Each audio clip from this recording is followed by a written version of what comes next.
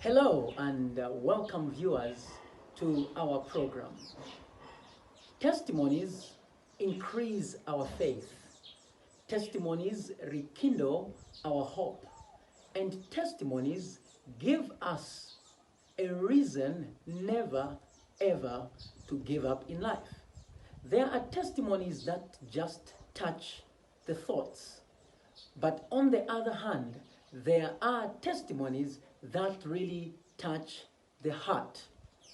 Not only depicting what somebody went through, but the hand behind what they went through. And it is of such testimonies that my guest today has on Testimony Plus. I am your host, Pastor Mbozi Geoffrey, and my guest today is Namoonga Masenke. Please, you are welcome to our program, and I hope you will be edified even as we go through this program. Namoonga, you are welcome to Testimony Plus. Thank you very much for the opportunity to be on this platform. Sure. So tell us, who is Namoonga? Okay, so Namoonga Masenke is born of Mr. and Mrs. Masenke. Okay. Yes, I come from an extended family. Okay. Yes. Okay. Where is this? Is it where in Zambia? Is it? Do you? I obviously we are in Zambia, but where exactly in Zambia do you made from, or where you come from? Where do you stay? In Lusaka. Okay. Yes, I live in Lusaka in Chambo Valley. Okay, in Lusaka. All right.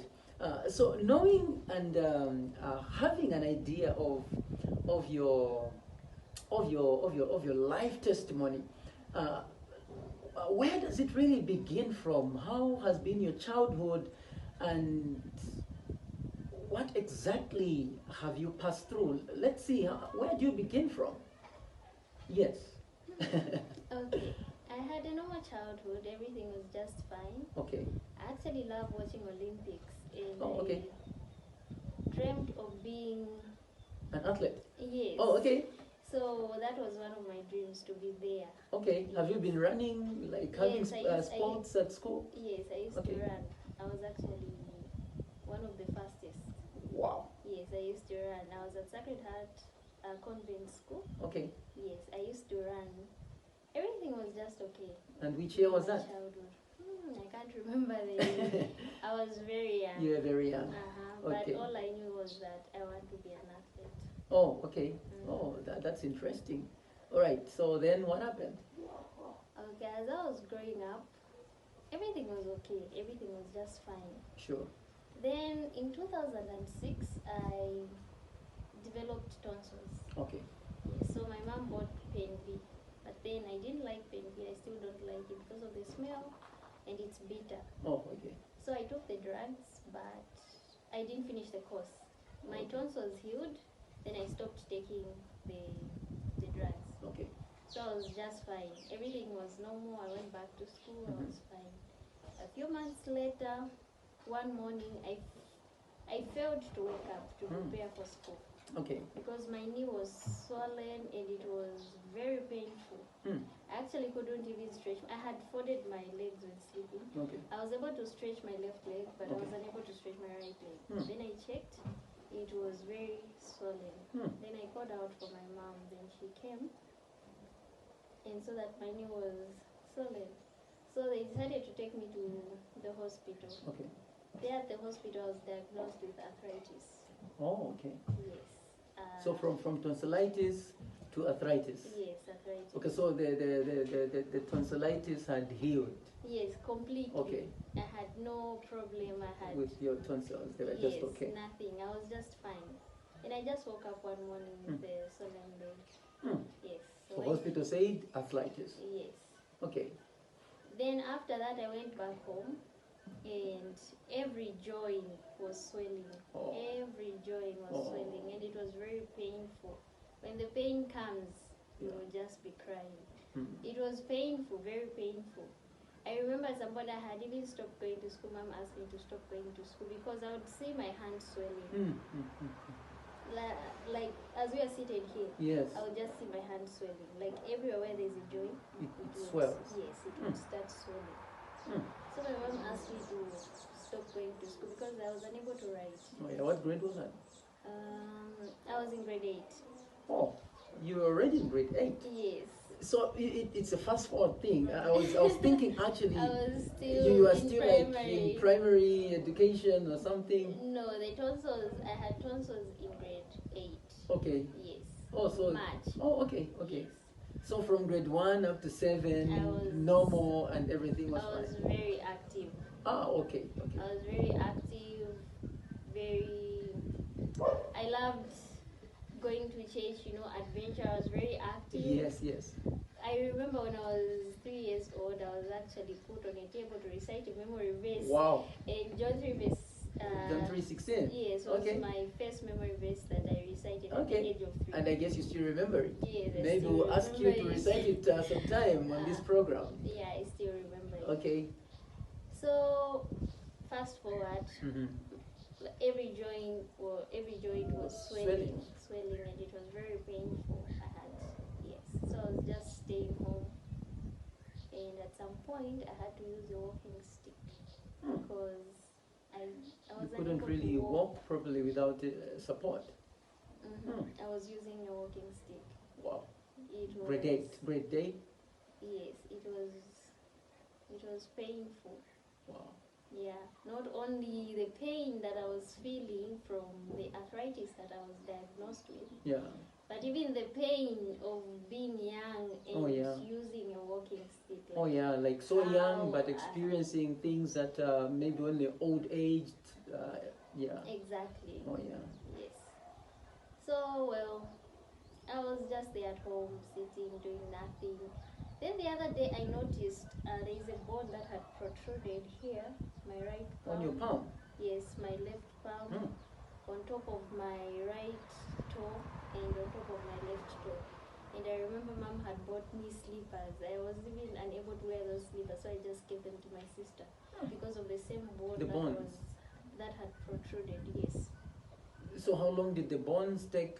Was it just like you wake up and you find you have bones? Yes, I noticed something. Okay, something like a knuckle. Okay, yeah. Yes, so something like a knuckle had protruded. Yes. On your palms? Yes. And on top of your toes? Yes, it wasn't soft. It was hard. Like a bone? Yes, like a bone like that. It was very hard. So even eating shima, it would be difficult to use your full hand. Yes, I would use my fingers. Even now, I still use my fingers. Oh my. So when that happened, I was taken back to the hospital. Then I was given 4 injections. 2 in my knees and 2 in my ankles. Wow. That injection was painful. I still remember that pain. And I was just put on a wheelchair, waited for some time for the pain to stop. Subsidize or to go down, yeah? That's when I went back home. Okay. I was still sick. I was still home. Then I don't know what happened, but I was still on medication. Okay. I don't know what happened. The arthritis just left. The same year? Yes, the same year. Okay. I don't know I can't remember how long it took. Okay. But for the tonsils, I remember, I think they only lasted for a week or 2. Oh, okay. But for the arthritis, I can't remember if it was a month or months. Or more, okay. Yes. Then I was just healed. Okay. And I was fine. I went back to school. Went back to school, grade 8 again? Yes. Everything was okay. I went back to school. Okay, and you started running again? Sports? I tried running. Okay. Yes, I tried running. I remember there were games that were supposed to be held at our school. There were different schools that were coming to our school. Okay. So I tried running, but then I failed. I was the last person. When we were running 400 meters, I was the last person. And I didn't stop running. I was just pushing myself. I really wanted to be an athlete, I was there just pushing myself. But I couldn't understand, like, why am I getting tired? Why is this happening to me? I kept running until I finished. Then I went home. I was very sick that day. Yeah. But in the morning I was okay. I went back to school. Okay. I started getting very tired. Like Okay. when I'm doing home chores, maybe just washing dishes, Yes. I'll be very tired. Hmm. Even escorting my friends when they come over, I just escort them. Maybe, yeah, I'm escorting them. Yes. When coming back, I'll be very tired. Hmm. Then I was referred to St. Francis Hospital, where I did some tests. Okay. There, after doing some tests, Dr. Nicola Moore said that I shouldn't be doing physical activities. It might damage my heart. Oh, okay. Yes. So after doing tests, then he notices that the problem was your heart, or he just said you get so much tired, so do not do heavy works because your heart will be affected. What happened? Did they do some tests and diagnosed you with heart problem or what? No, we just ran the test. Or Okay. it's actually a she. Oh, okay. Yes, Okay. we just ran the test. Then she said, don't do physical activities, it might damage your heart. Oh. I think she noticed that it was something to do with the With heart, your heart, okay. but then she couldn't Yeah, like maybe give a precise Yes. diagnosis to say this is the problem. Yes, she Okay. just said maybe she noticed that There was something wrong. that was wrong, but she couldn't point to say this is what is wrong. Okay, so back home, no heavy job, no duties. I mean, Yes, no physical activities. even school.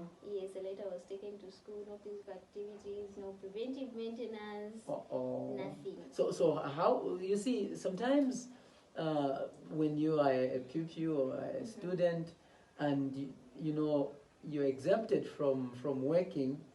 Sometimes you see there's this thing of okay, I'm not working at least, but though you know I'm not well. But I mean, did that really make you feel like okay, at least it's okay, I'm not working, or was there anything you felt like I'm missing? Maybe socializing, or did that make you live an isolated life, or you still mingled with your friends, but you are not just doing the normal duties and jobs they are doing? I still mingled with my friends. Okay. I actually even wait for them to finish working Okay, so that we can go home together. Okay, Yes, okay. so I was still with my friends. Okay, Yes.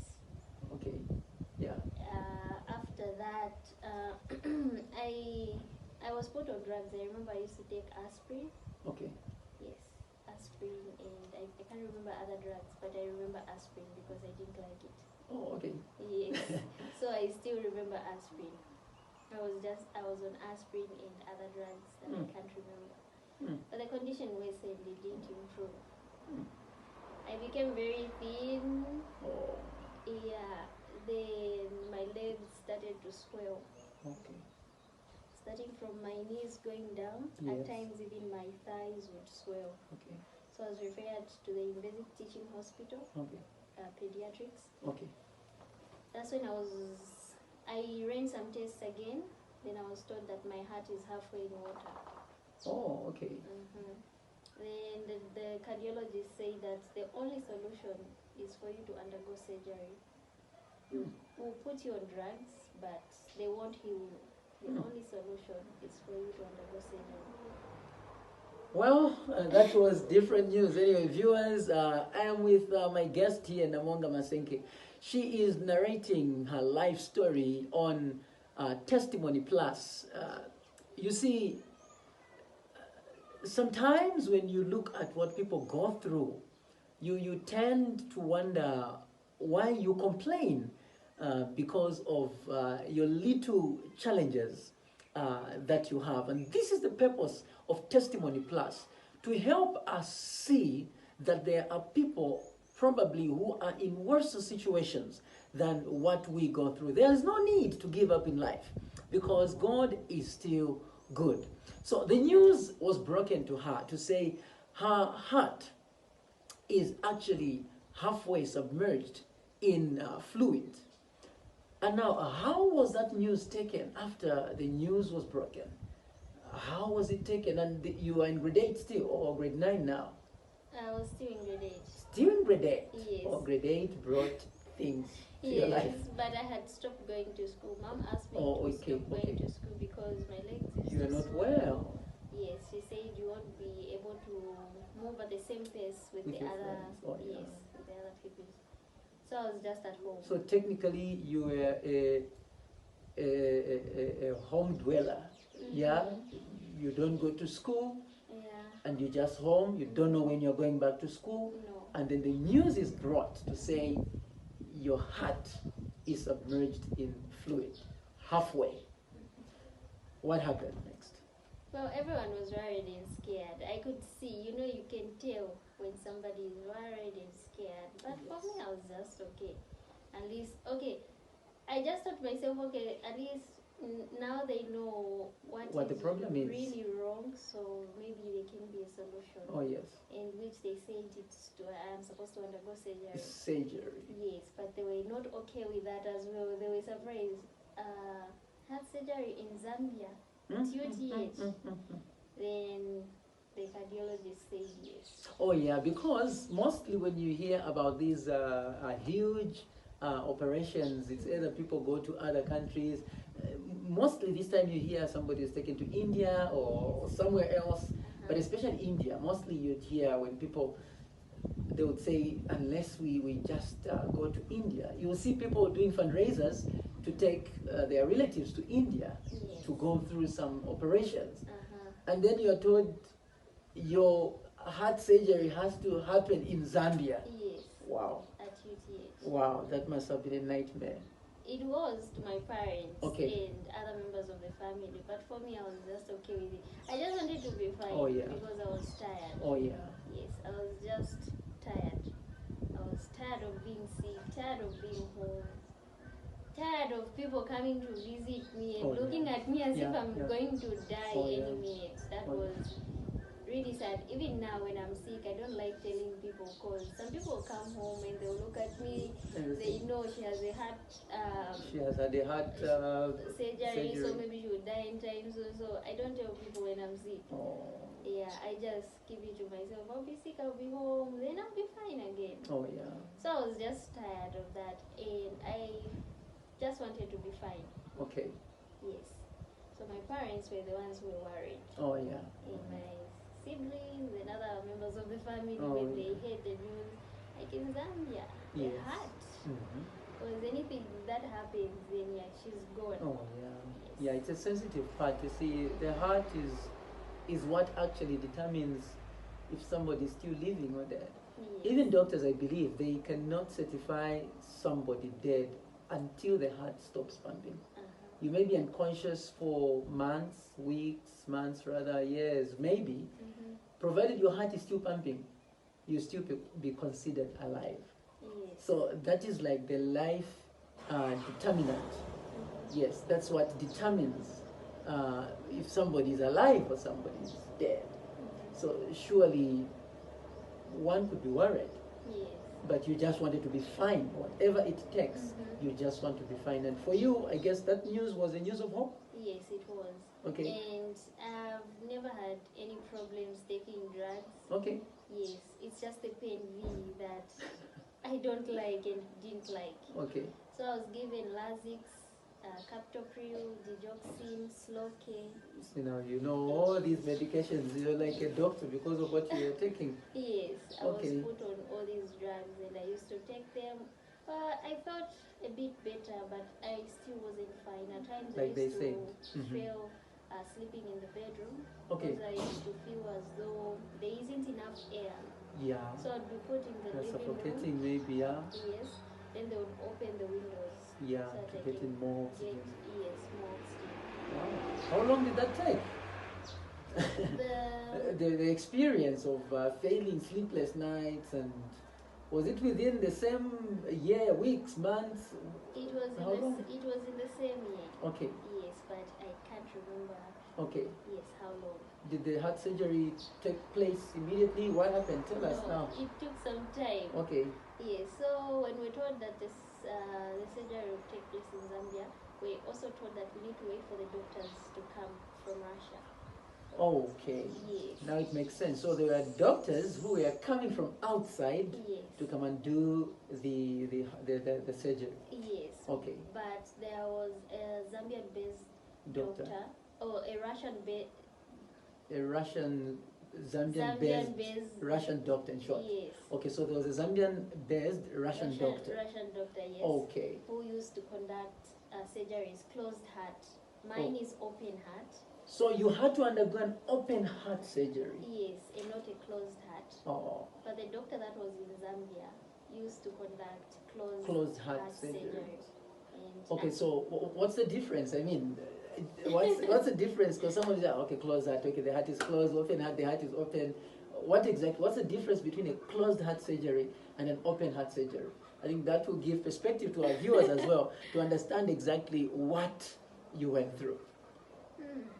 Okay, on that one, I haven't done any much research. I just know there is closed heart And an open heart. Closed heart and open heart. Okay. Yes, then I also know that there is one that they just operate, usually they insert something. Okay. Then there's also one just here on your thigh. Okay. Yes, where they operate from here. Okay, so you would say an open heart surgery, it means they will have to go direct on the heart itself.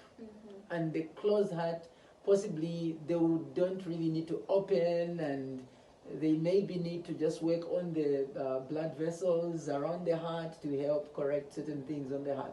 But yours, the heart had to be opened so that they work inside the heart. A closed heart surgery means you don't have to cut the heart open.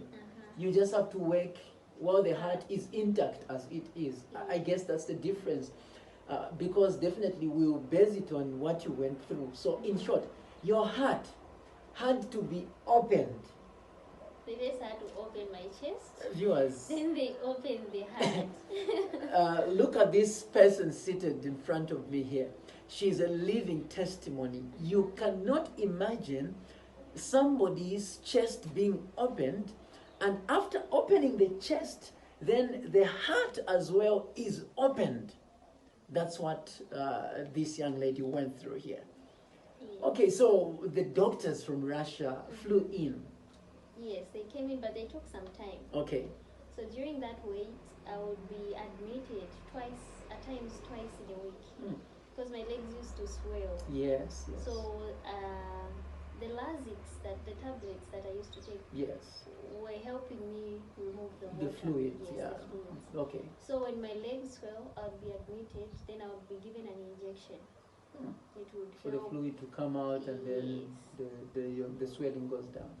When I got there, the first time I was admitted at UTH Pediatrics ward, I was grateful. Okay. I was very sick, yes. When people would come, even when people would see me, maybe I'm walking in the road with my mom, Yes. they would just be like, maybe she's almost dying. And I knew that. But when I went to UTH, when I was admitted for the first time, I was grateful. Okay. Because I saw some kids that were very, very sick. And I just said, okay, I'm better. Yes. And their stomachs were big. And I used to wonder what was wrong. So they said, no, there are fluids The inside. fluid. Oh, yeah. So they would pump fluids out of their stomachs, 5 liters every day. 5 liters every day. It was bad. And you felt at least I'm better. I am than better. them. It's just my legs that are swelling and my heart, which is beating very fast and getting tired. Yes. Okay, So we waited for the doctors. While we're waiting, my dad spoke to his friend. Then they suggested maybe I should be taken to India or South Africa. Oh, okay, okay. Yes. Then we talked to Dr. Alexander. Then he said no, the operation will be done here in Zambia. So who is Dr. Alexander now? The Russian Zambian-based doctor? Yes, the Okay. one who Who doing do closed heart. heart surgeries? Yes. Okay. So he said the operation will be done in Zambia. You won't go to South Africa or India. He said if you go to South Africa, you'll find the same doctors. Okay. If you go to India, you will just waste your money.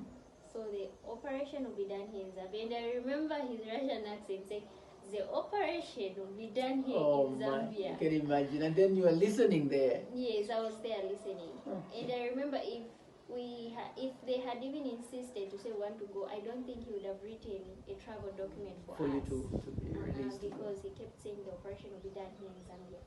So the Russian team that was coming, they would go to different African countries to conduct surgeries. Okay.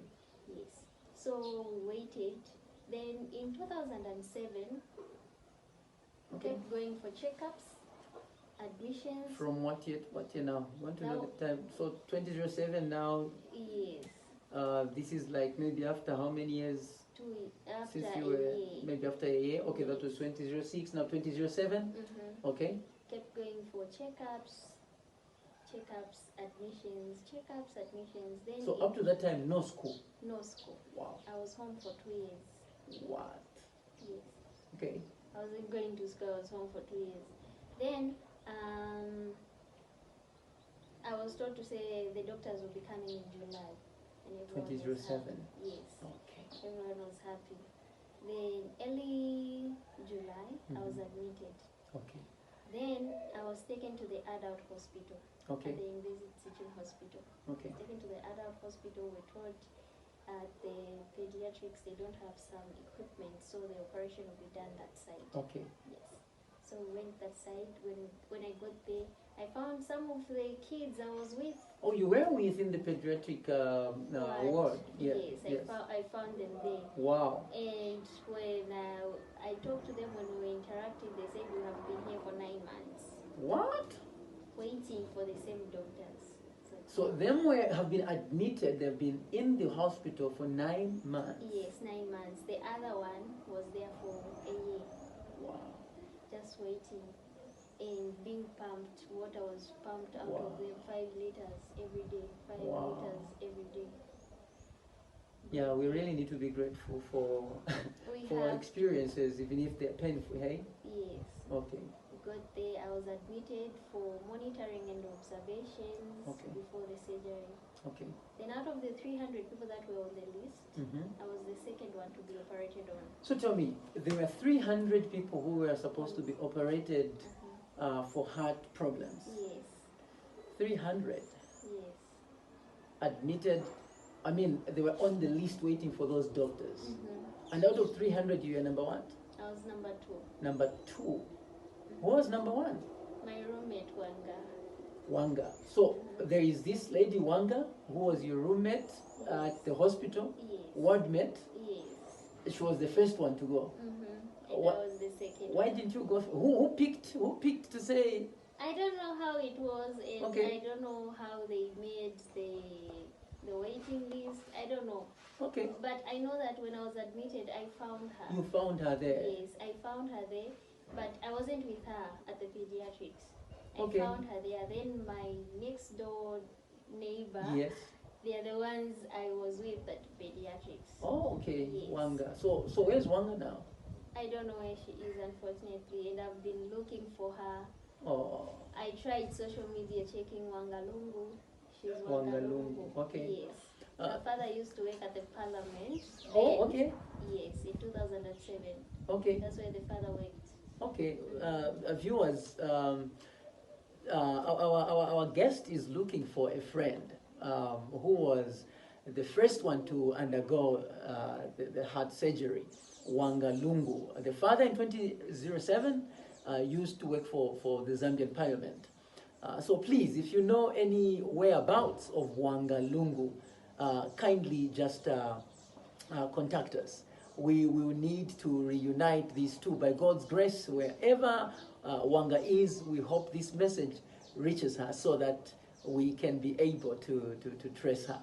All right. So Wanga goes in, and then you are waiting. Was it like this one goes in? How long did the surgery take? How was it? Hours, days? When the first person goes, yes. We waited for 3 days for the other one. Oh, I see. Yes, for the other one to go.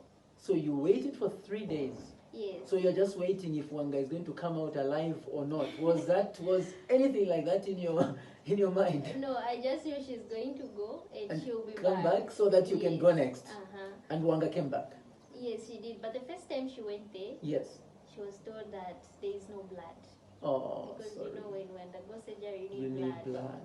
So they told her the blood wasn't enough. Oh. She came back. So they are chatting. Then the following day she went back again. Yes. She was told the machines that were supposed to come to Zambia Oh. were delivered to Zimbabwe. Oh no. Don't know how. So she came back again.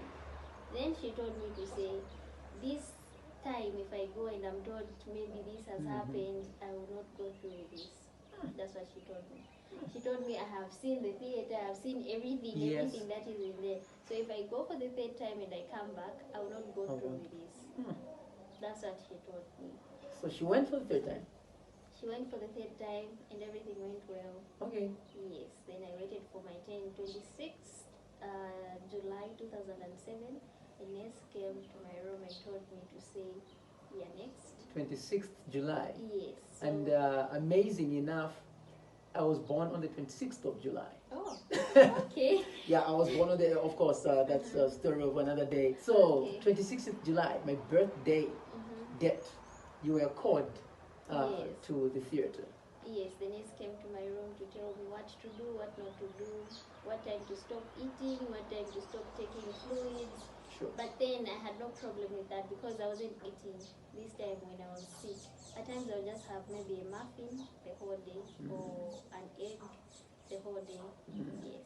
And I remember when my parents were asked to sign the form, you know those forms you sign when somebody is going Yes, to... yes, yes. Yes, I just told myself if my parents won't sign, I will do it myself. Wow, you were like, okay, I'm determined. I'm determined. No one I will stop sign. me on this. Yes, Okay. I just told myself that I will sign this form. Even if I am young, I Yes. will sign this. Wow.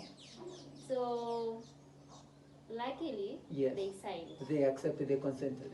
Okay. So the day came, they escorted my mom, and I think I can't remember who else was there, but I remember my mom was there. Okay. They escorted me until the theater door where they were supposed to go Nobody back. else is supposed to go in apart from Yes. you.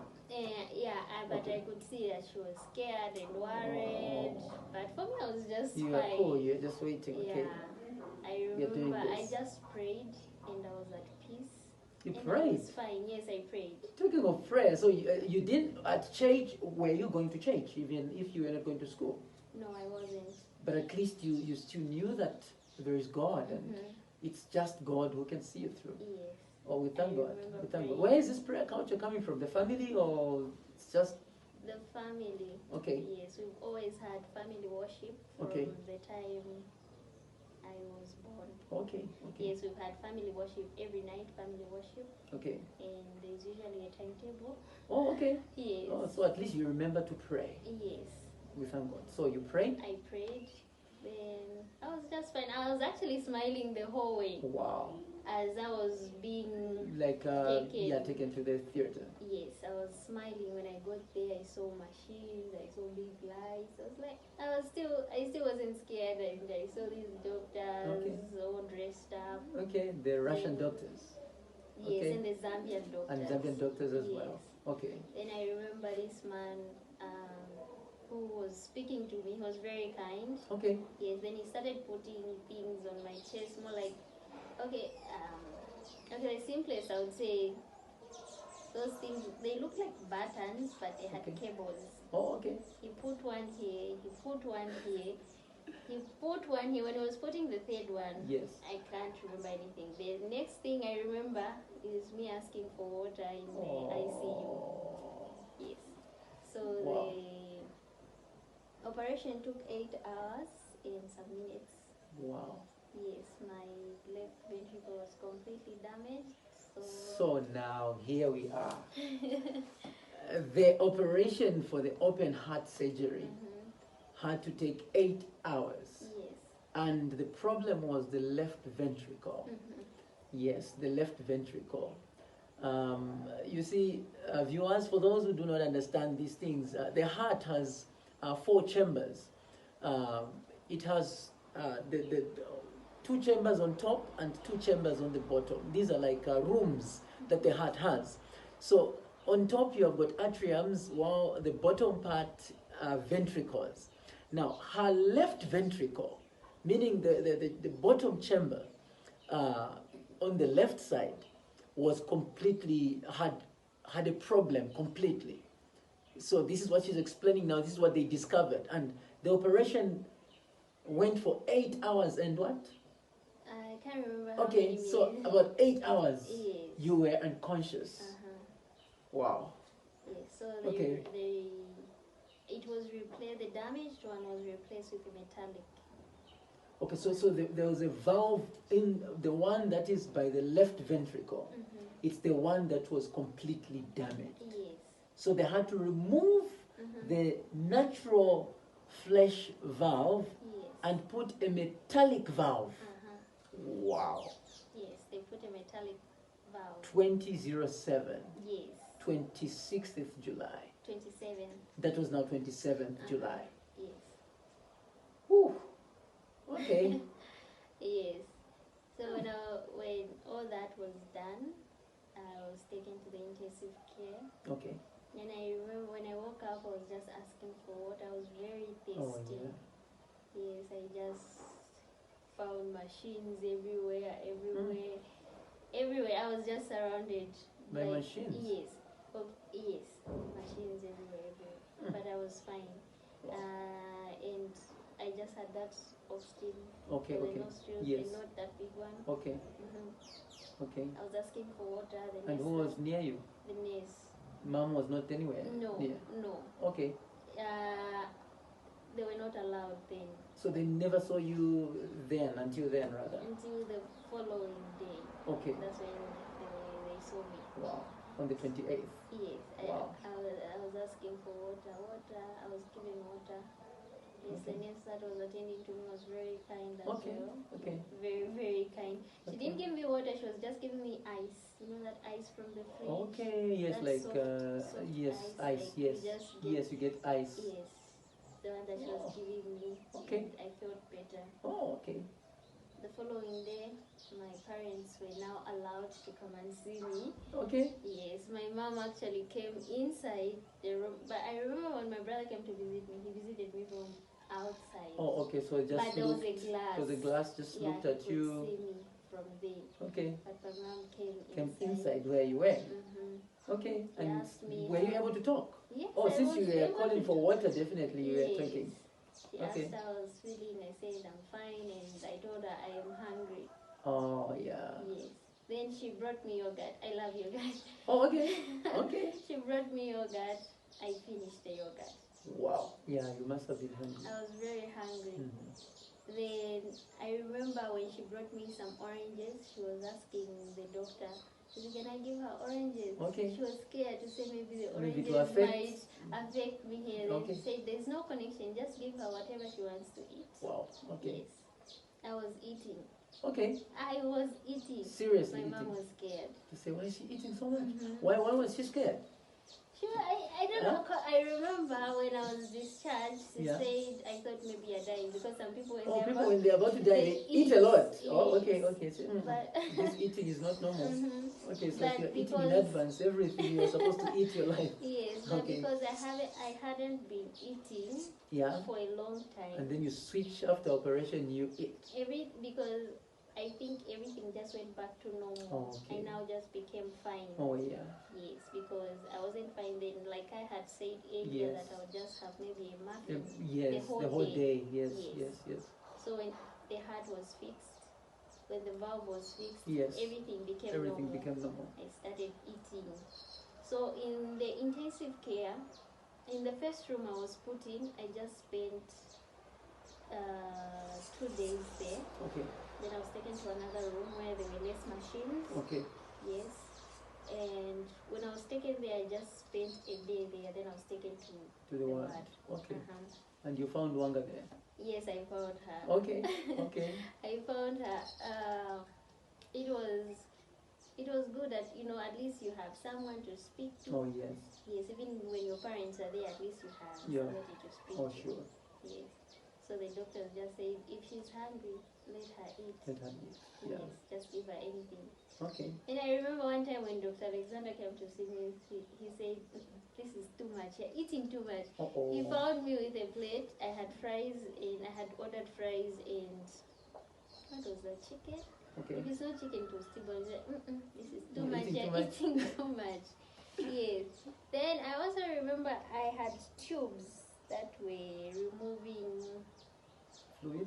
yes, Okay. fluids and blood. Oh, okay. Two tubes from inside. Okay.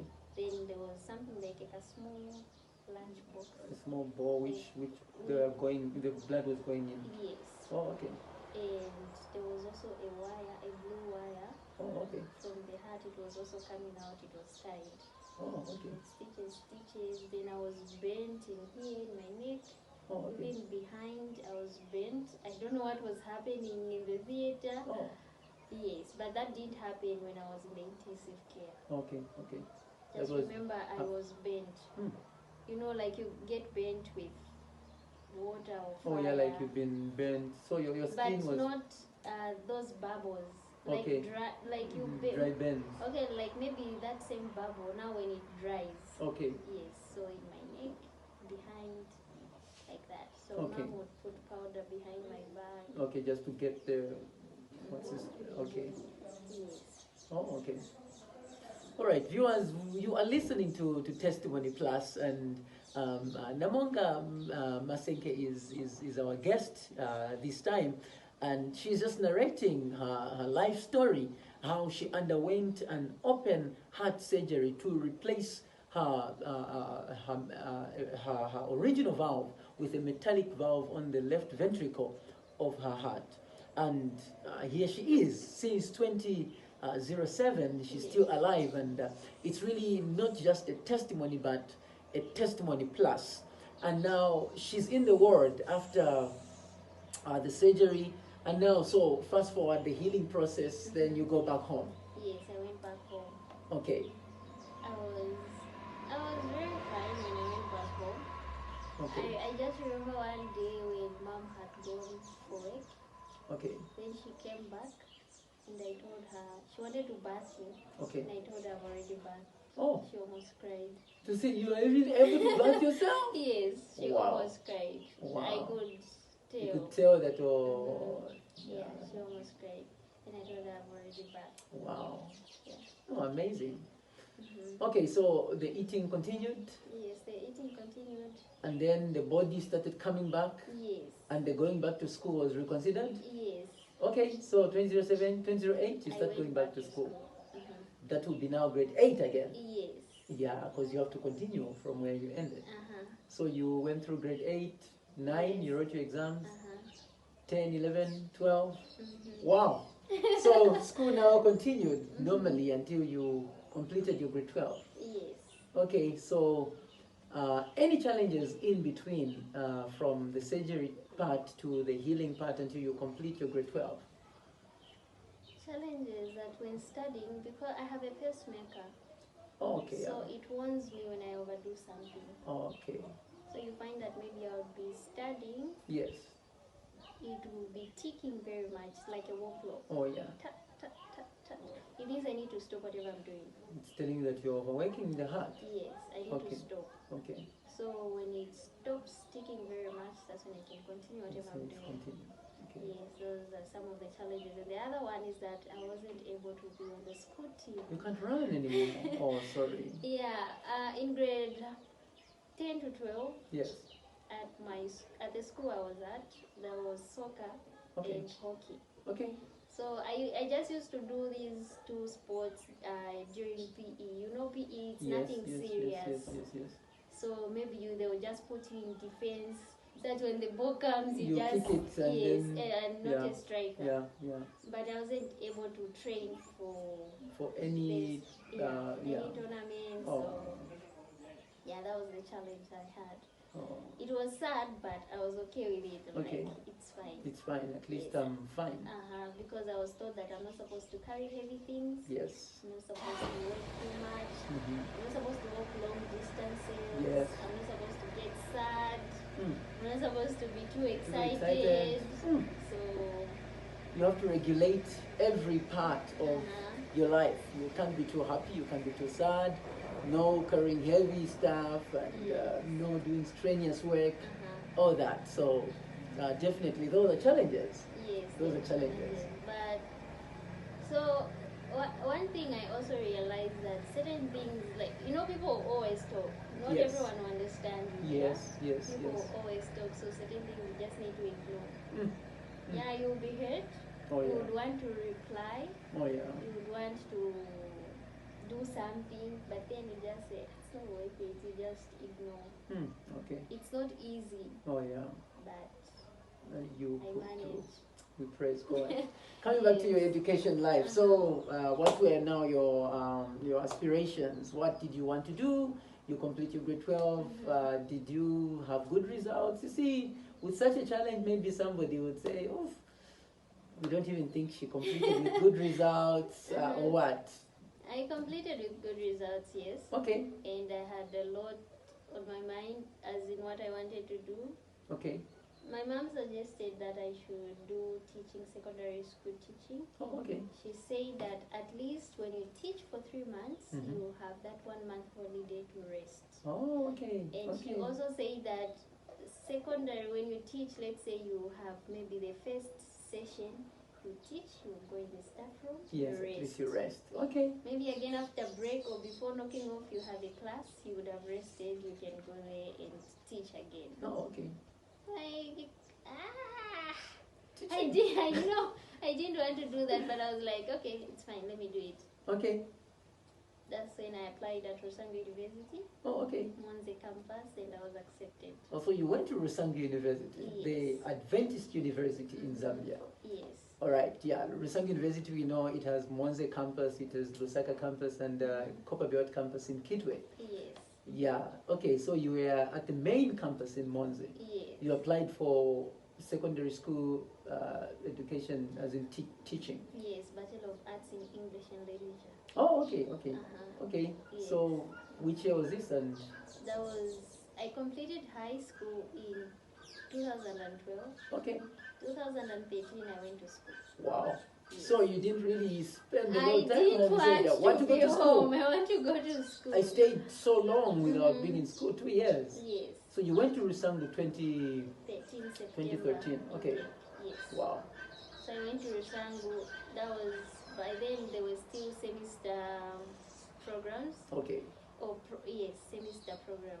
Then after the first semester, second semester, my mom said, no, you should just start at the Lusaka campus. By then it was in Rodsburg. Okay, because it's closer to home. Yes, closer to home. She didn't want me to be very far. I told her I'll be fine. Okay, but were you taking any medication or whatnot? Yes. I've been on medication since 2006. And you're still on medication? Yes. So are you telling me that you've been taking medication since 2006? Yes. So when after the operation, you were also told you still need to continue taking medication. Yes.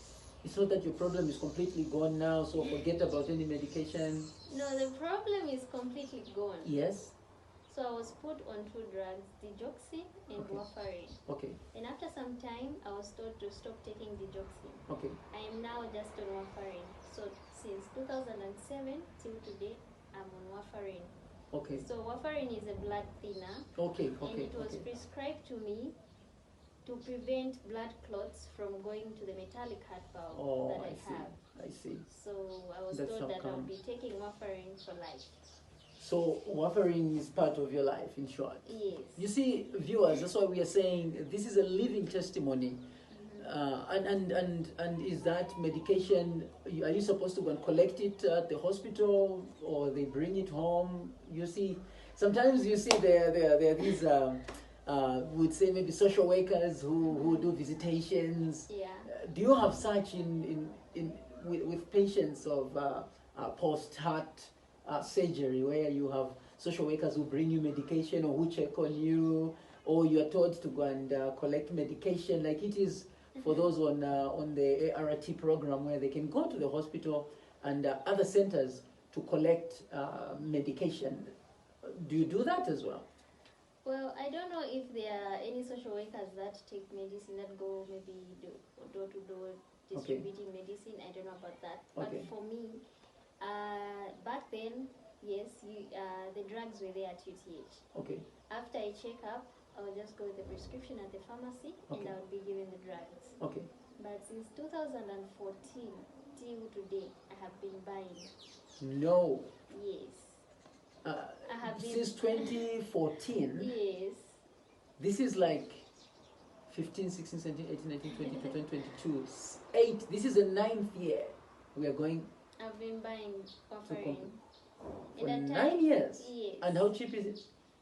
Well, it's 75 kwacha, but when there is a shortage, it's 215 for 28 tablets. No. And the 28 tablets, I can't even take them in 28 days, because there are days when I take maybe 1.5 tablets. Oh, yeah. Yes. So you need to spend every month. You need to put. And are you working, by the way? What job do you do? No. Anyway, we are coming back to that because you're still at Rusangu. Anyway, okay. So viewers, my guest is actually saying she's been on medication and she has to buy because there's like a shortage in the hospitals, and since 2014 she's been depending on buying medication because she depends on it. And you see, this is why we say sometimes you complain of little things, but people are living with conditions and situations that you cannot just help, but you just need to do it. In fact, you must do it. You don't do it, then you are affected. This is a situation that she is in. Anyway, we thank God she is here now. She's telling us she's at Lusaka University then, and mom says she has to switch from Mbozi main campus, Lusaka University, to come to Lusaka campus. And then, how was it? Did you switch? No, I did not switch. Oh, okay. So her reasons were it's near the hospital. If anything happens, at least you can. Okay. Or you'll be near home, or at least be able to take care of you if anything happens. Okay. But my whole life at Rusangu, like everything was just fine. Okay.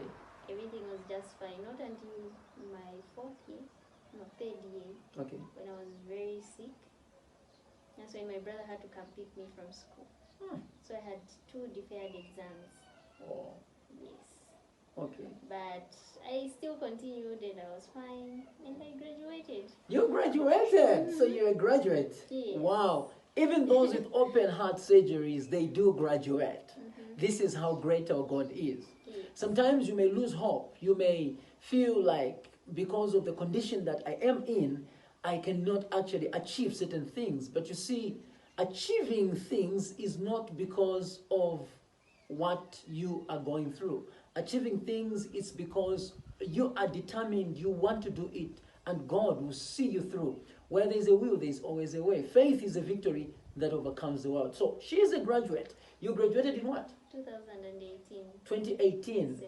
September 2018, you graduated. Yes. You were in that gown and tell me, this was in which program you said? A Bachelor of Arts in English and Literature. So you were a qualified graduate. Yes. You have a degree in Bachelor of Arts in English and Literature. Yes. And then you, after graduation, 2018, this is 2023. So I believe you're working now. Where? Unfortunately not. I am not working. Is it? But you applied, or you've been sick? What happened? No, I have been very fine actually. Okay. Yes, I haven't had any major problems to do with the heart. Okay. Just remember one major problem I had was in 2015, but it wasn't related to the heart. Okay. Yes, I was just told my liver is growing. Oh, okay. My gallbladder is inflamed and I needed to undergo surgery. Wow. Yes. And the liver is one of the major organs. Yes. But then it didn't happen. The doctors were just Oh, they were speaking in Russian, but you could tell. There is a Zambian doctor who studied in Russia. Oh, okay. And then the Russian Zambian-based doctor, they were speaking in Russian. You could tell, okay, to say they're not just talking. There's something. One is suspecting this, then the other one is also suspecting something else. Okay. So I ran some tests in preparation for surgery. Then I don't know what happened. I was just told you won't go for surgery. That's 20 what? 15. 2015. Okay. This is when you were still in school. Yes, I was still in school, but it was during the holidays. Oh, okay. Yes. Oh, and it didn't happen, and you're fine. I'm fine. I was just given. I can't remember those drugs I was given, but I remember I was put on every after 2 hours. You have to take. Drip. Every after 2 hours drip. I don't know what drugs those were. Okay. Yes. Okay, so viewers, we have a graduate here who is actually a qualified teacher, secondary school teacher in English and literature. So I believe there must be somebody who needs someone who should actually do the work. You have somebody here who is ready to work. And I believe that you are here, you are listening, and you definitely contact us. We would want to link Namoonga to you so that she can as well fulfill the purpose why she went to school. All right, so graduation takes place, and now somebody is in 2023. How do you define the journey of your experience? What exactly can you say in relation to what you went through? Okay, some people call it destiny. Okay. Some people say it's grace. Yes. I think I can ascribe to grace. Yeah, some people just call it destiny, but I know it was God. And it was God. Some people just say it's because I have a metallic heart valve and stuff, but I know it's not God, it's God, and not the metallic heart valve which is keeping me alive. Surely. Yes. Amen and amen. All right, we are coming to the close of our Testimony Plus. And dear friends, here we got it. Namoonga Masenke has gone through it all. At her age, she's gone through, I would say, terrible experiences which many of us, even after we have grown up, have never ever even experienced. But as she defines her experience to say it's only God. This is why this program is Testimony Plus. These of such are testimonies that are still living. This is a living testimony. When you look at her, she's a living testimony. Actually, right on her chest, anyway, it's far from, but I can see a scar, which is an identity or something, a description of what she went through, a constant reminder of what she actually experienced, and having an open heart surgery, and in Zambia for that matter, it can only be God. It can only be God.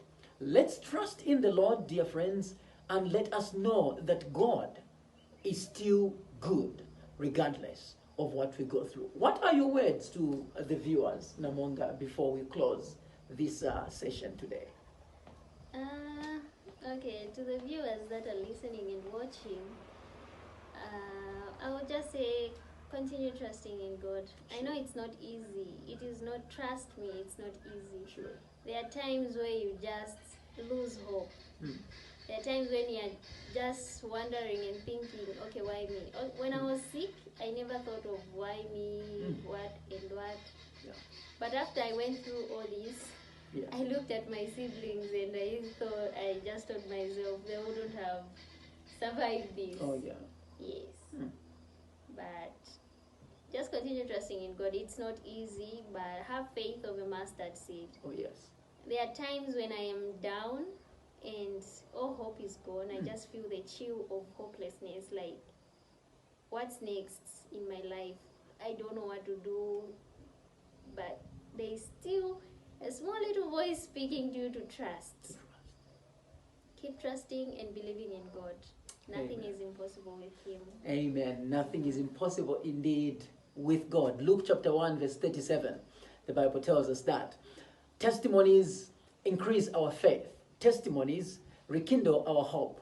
And testimonies gives us a reason never ever to give up. I am your host on Testimony Plus, Mbozi Geoffrey. May God richly bless you, and you, as you are encouraged to keep on keeping on in life. And from myself and my guest, Namoonga Masenke, we are saying God bless you. Bye. And goodbye for now. Thank you so much. Thank you for coming through. Thank you too.